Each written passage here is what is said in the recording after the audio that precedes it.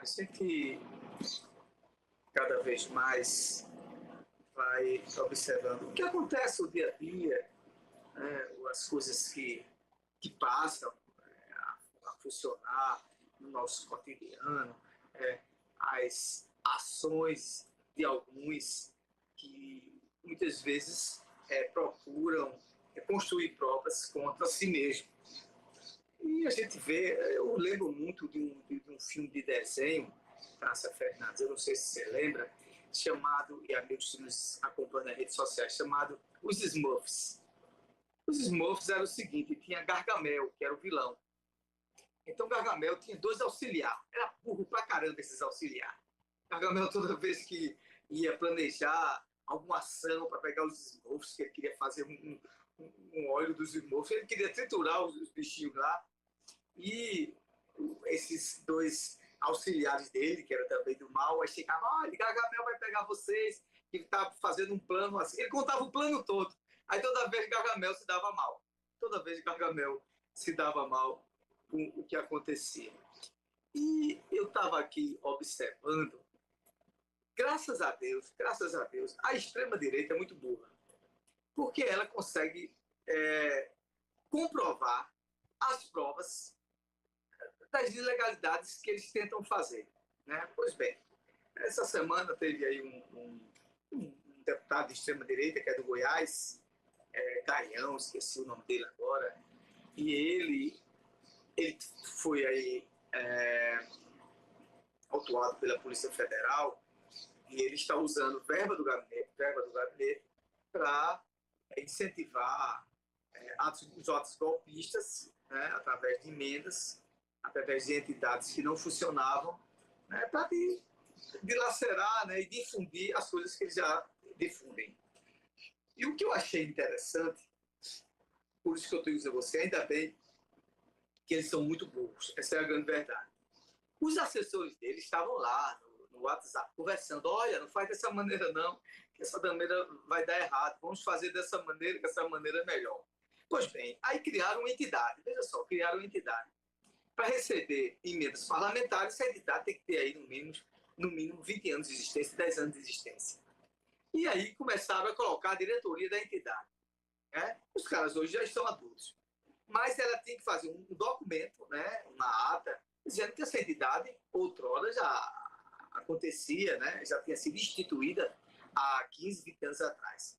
Então, nessa entidade, os caras que fizeram, a Polícia Federal, quando pegou os documentos, descobriu o seguinte: se ela foi criada há 10, 15 anos atrás, o presidente tinha 6 anos de idade. O tesoureiro tinha 1 ano de idade. Então era um negócio, 20 anos atrás, aliás, 20 anos atrás, para justamente ter know-how de receber emendas parlamentares. Então os caras fizeram uma entidade para comprovar isso aí e esqueceram de fazer a conta da idade deles. Que naquela época eles só tinham 6 anos, o outro só tinha 1 ano de idade, e parece que uma das pessoas que fazia parte da comissão executiva dessa associação, dessa instituição, tinha 6 meses de idade. Então veja só o nível da situação. E esse deputado, ele tinha e tem o maior prazer em difundir fake news, né? Criar mentiras. Lá do Goiás, ele é o terror. Ele é metido ao homem mais direito do mundo. Ele não rouba. Ele é o homem mais honesto do mundo. Ele quando chama o presidente atual de ladrão, chega e enche a boca. E veja só como é interessante, né? Ele caiu na própria tentação dele mesmo. Né? E dentro dessas investigações, e não foi a Polícia Federal que inventou, que construiu, está lá no WhatsApp, nas conversas do WhatsApp dos assessores dele, né, criando fórmulas para absorver e retirar dinheiro do gabinete. E uma delas era criar uma entidade de publicidade que estava recebendo grana, mas só de fachada e não fazia nada. Mas o que mais me impressionou nisso tudo foi justamente essa questão dessa entidade. Eu estou querendo aqui me lembrar do nome dele aqui, é o deputado Fernando Gaião, parece. Eu esqueci agora o nome dele, né?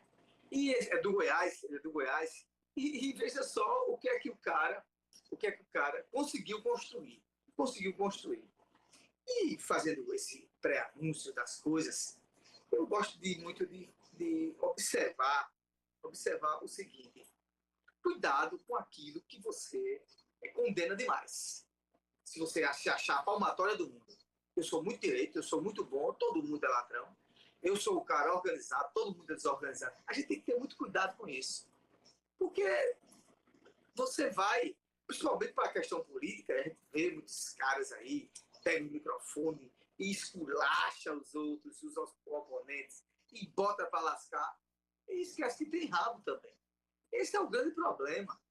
Né? As pessoas que estão no meio político, né, eles começam a criar provas contra si, porque esquecem que tem rabo também. Que pecaram em algum momento. É feito aquele filme, eu sei o que vocês fizeram, eu sei o que vocês fizeram no verão passado. Eu sei o que vocês fizeram no verão passado. Então, esse tipo de atitude, são atitudes já que a gente vai observando que é método. É método que essas coisas aconteçam. Eu muitas vezes fico observando, aqui em Pernambuco mesmo, e para você ver como é as coisas. Ontem eu vi uma cena interessante. O Boulos, candidato a prefeito de São Paulo, né? O Boulos, candidato a prefeito de São Paulo, né? participando de uma espécie de debate, lá, participando lá do podcast lá do Pablo Marçal. Pois bem, Pablo Marçal, todo mundo já sabe, foi candidato também a prefeito de São Paulo, e perdeu as eleições no primeiro turno. É o velho homem da cadeirada, né? Que deu uma cadeirada, em Datena. E eu comecei a observar eles, uma conversa interessante, né? Vai e vem.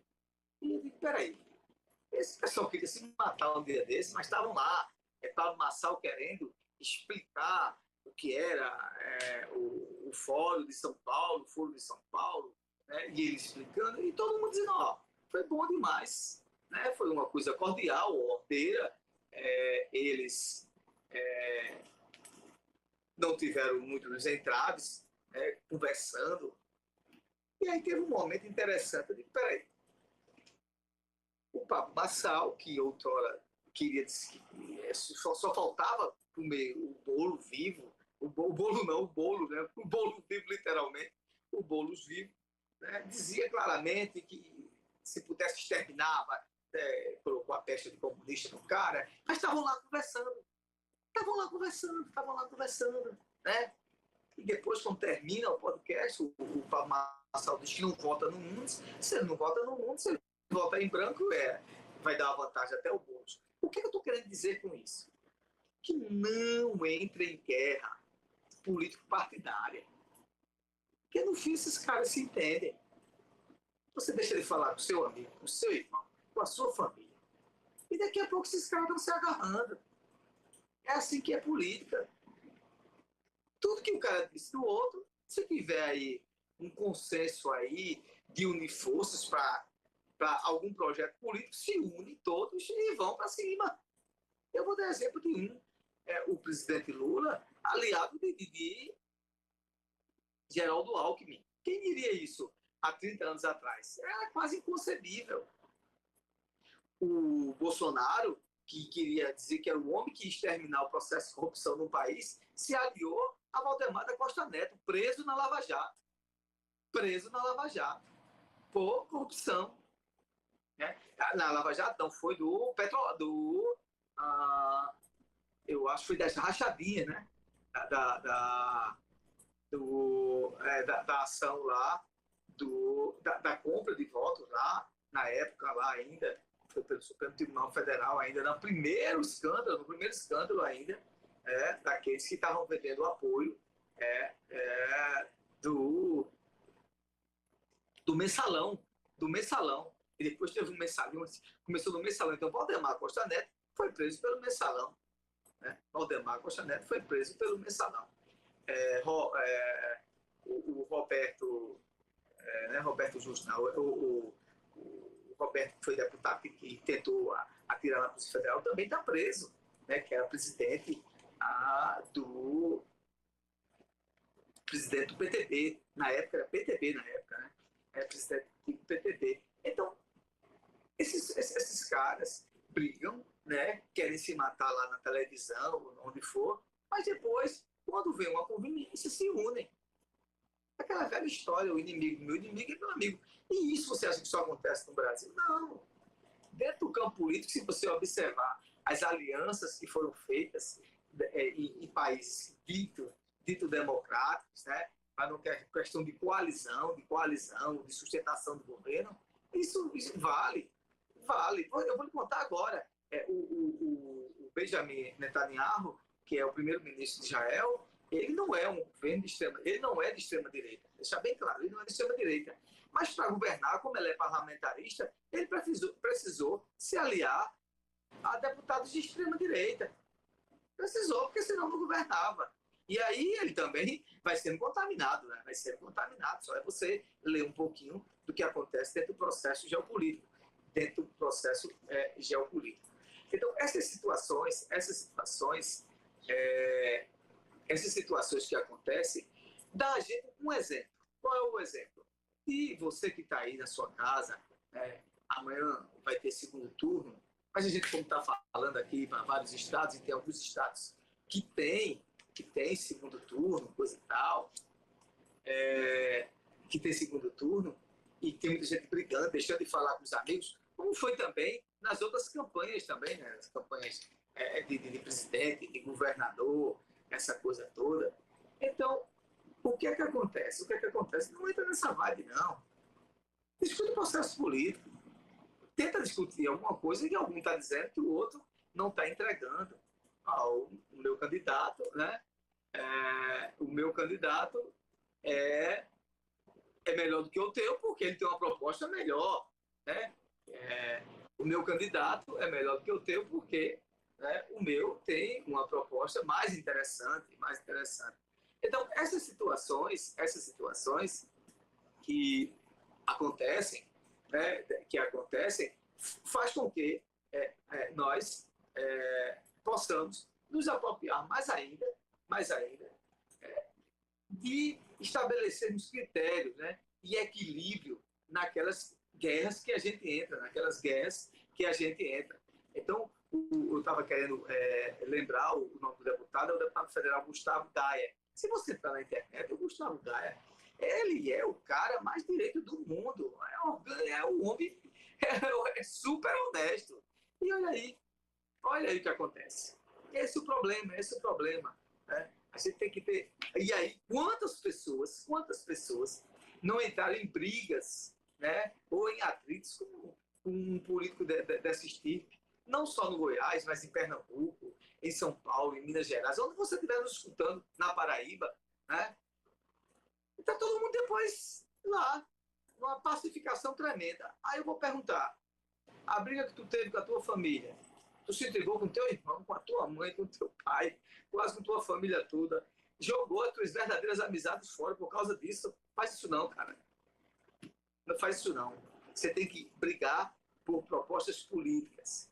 Aquele que pode entregar mais à população. Isso aí é natural e é normal. Né? Mas você chegar a vias de fato, né? Comemoração política de quem ganhar, de quem perdeu, isso faz parte do processo. Né? Agora, você querer mostrar que você é o bambambam, né? É o bambambam, é a última Coca-Cola do deserto. E pronto, eu sou intocável.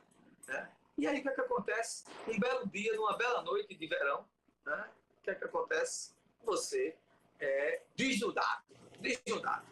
Tudo acontece e aparece e mostra quem você é. Então, é esse o recado que eu quero dar e a gente observa isso com muita tranquilidade. Né? E veja só qual foi os crimes do cara. Ele é acusado de desviar recursos públicos da cota parlamentar, isso eu já falei, falsificar documentos para criar uma organização de sociedade civil de interesse público. Você sabe que eu sou uma CIP. Foi essa entidade que queria que ela funcionasse e para você ter know-how de credibilidade, né, que ela está há muito tempo, né, para você obter até um certificado chamado SEBRAS, que é o certificado brasileiro, que você tem conotação social, que essa entidade tem conotação social, você tem que ter 20 anos de existência, 15, 20 anos de existência. Então, no afã e no desejo de dar o golpe, os caras já fizeram, só que na época que os caras fizeram, eles tinham 1 ano de idade. Eles tinham 6 meses, eles tinham 3 anos, eles tinham 6 anos de idade. Esqueceram disso. Quando a Polícia Federal coloca os documentos e vai observar a criação da entidade, diz, gente, mas essa entidade como é que pode ter sido criada num livro, numa ata, numa simples ata, em tal data, se esse cidadão aqui e essa cidadã tinha 1 ano, 6 meses ou 6 anos de idade. Então é isso que dá. Então, aí agora vão dizer, não, estão nos perseguindo, é o Supremo Tribunal Federal, nós temos que acabar com o Supremo, não pode ter mais essa decisão, a política, né? O método da extrema-direita. Tudo que acontece quando estão nos perseguindo. Eu me lembro, e aqui eu gosto de fazer um comentário muito ímpar, eu me lembro também que isso era método e também discurso também da esquerda, quando eles eram pegos, e também ilegalidade. Ah, estão nos perseguindo. Peraí, mas está aqui, cara. Né? Tem aqui o batom na cueca. Como é que está perseguindo a esquerda, não? Não é questão de estar perseguindo a esquerda, não. Estão perseguindo os teus atos individuais. O Fernando Caé, agora lá o deputado federal do Goiás, estão buscando os indícios de ilegalidade dele. Isso quer dizer que todo o PL é dessa forma? Não. No PL também tem homens de bem. Como também no PT tem pessoas de bem, como também no PCdoB, como também no PP, claro. As conjunturas que são formadas, as sociedades políticas, elas são formadas por todo tipo de gente. Alguém lá, como diria um ditado, né, alguém lá vai pular fora do carro. Alguém lá vai pular fora do carro. E esse vai ser pego. Mais dia, menos dia. Mais dia, menos dias vai ser pego. Não tenha sombra de dúvida. E aí, o Fernando Guerra, que era o homem, o arauto dos bons costumes, né? O arauto dos bons costumes, né? e das maneiras sociáveis, e o arauto da honestidade e dos bons costumes, não é verdade? Onde todo mundo era culpado, menos ele, agora foi descoberto. E como diria o ditado popular, o rei está nu. Então, o Fernando Gaia, PL do Goiás, da extrema-direita, está nu. Não adianta ele querer retrucar e dizer que estão perseguindo ele. As provas estão aí. As provas estão aí. Então, amigo, você está melado, você está sujo. O rei está nu. Deixa de falar dos outros.